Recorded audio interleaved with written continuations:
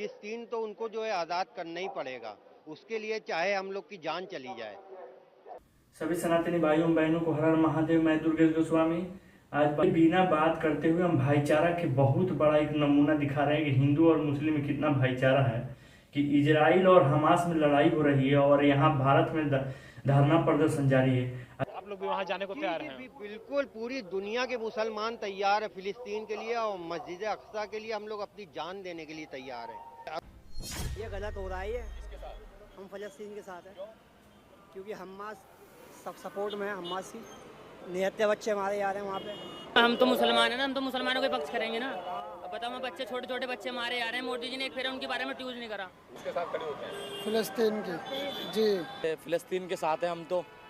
फिलिस्तीन के साथ गलत हो रहा है, बेगुनाह लोग मारे जा रहे हैं। क्या दबा करके उसको दबा कर रहा है। अब जब से बर्दाश्त की हद पार होने के बाद फिलिस्तीन ने ये कदम उठाया है, अब जिसके साथ इसराइल के साथ काफ़ी सारी कंट्री हैं, वर्ल्ड वॉर होने के चांसेस हैं। मोदी जी भी इसराइल के साथ खड़े हैं, उन्होंने भी ट्वीट किया, आई स्टैंड विद इसराइल। जुल्म का जुल्म नहीं रुका है, जुल्म होता आया है। इसराइल 70 साल से फिलिस्तीनों के ऊपर जुल्म ढा रहा है, उसके ऊपर भी तो देखना चाहिए जो उन्होंने। समर्थक में होगा क्योंकि वहाँ पर जो है फ़लस्तीन में बच्चे थे, नमाज़ पढ़ते थे मस्जिद अक्सा में, और वहाँ बम फेंकते थे, वो इजराइल वाले बम फेंकते थे तो बच्चे मारे गए बहुत सारे। बहुत पहले से हो रहा है। अब अगर फ़लस्तीन ने हमसे नफरत की वजह अगर मुसलमान होना है तो इंशाल्लाह मुसलमान तो हम हमेशा रहेंगे, और इसमें किसी किस्म का समझौता। आप हिंदू रहिए, आप अपनी आस्था के मुताबिक काम कीजिए, हमें कोई दिक्कत नहीं है, लेकिन हमें हमारी आस्था के मुताबिक अपना काम करने दीजिए। अगर नरेंद्र मोदी वो काम कर रहे हैं तो नरेंद्र मोदी देशद्रोही हैं। तकरीबन 1.5 लाख फिलिस्तीनियों का कत्ल किया गया, लोगों को बच्चों को गड्ढे में डालकर टायर जला के और जिंदा जला दिया गया। वो तमाम चीजें नरेंद्र मोदी को नजर नहीं आई। इसराइल की मजम्मत उन्होंने कभी नहीं की, तो क्योंकि ये जालिम है। यहाँ हिंदुस्तान में भी जुल्म कर रहे हैं और वहाँ जुल्म होता हुआ देखा तो उन्होंने उनकी भी हिमायत की।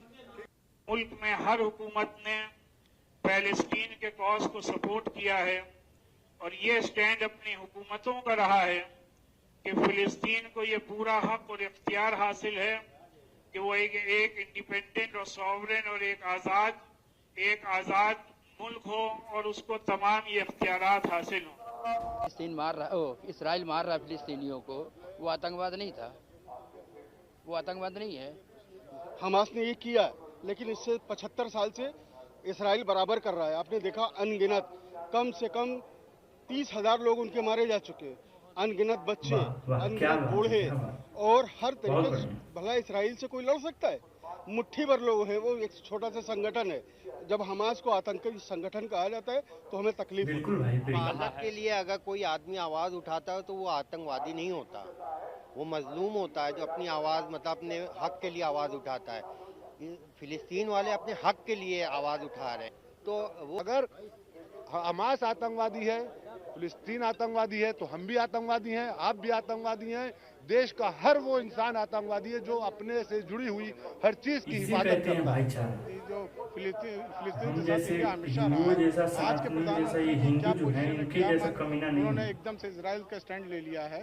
1970 से जो आज तक आ रहा है, नेहरू के जमाने से लेकर आज तक, तो वो तो भूल गए वो प्रधानमंत्री। हम लोग को हमदर्दी है फलस्तीन से एज ए मुस्लिम, लेकिन उनके लिए हम दुआ कर सकते हैं और रोड पे नहीं आ सकते। कांग्रेस के टाइम पे होता था, फलस्तीन के साथ थे, लेकिन अभी ये बीजेपी गवर्नमेंट अभी उसको सपोर्ट कर रही है इसराइल को, तो वो गलत है, और हम लोग उसको सपोर्ट कर रहे हैं फलस्तीन के लिए। जमीन नहीं दे रहा था तो वहाँ जमीन मिली ठहरने के लिए, और जब जमीन मिली उसको ठहरने के लिए तो उसने दूसरे की जगह भी कब्जा कर लिया। नहीं, वो आतंकी संगठन है, वो कुछ है, लेकिन वो फलस्तीन के लिए काम कर रहा है। और बैतुल मुक़द्दस जो हमारा किबला अव्वल है, उस किबला अव्वल के लिए वो काम कर रहा है। हालात का मारा हुआ है। सीधी बात, हम आपके बने बसाए घर को कब्जा कर लेंगे, अब छोड़ दीजिएगा। तीरें आई ले लिए, हम आपसे मांग रहे तो हम आतंकी हो गए। कैसा जवाब है, मतलब आतंकी हो गए हम सपोर्ट करेंगे फलस्तीन को। आप फिलिस्तीन का सपोर्ट करेंगे, लेकिन भारत सरकार तो कह रही है कि हम इसराइल के साथ हैं।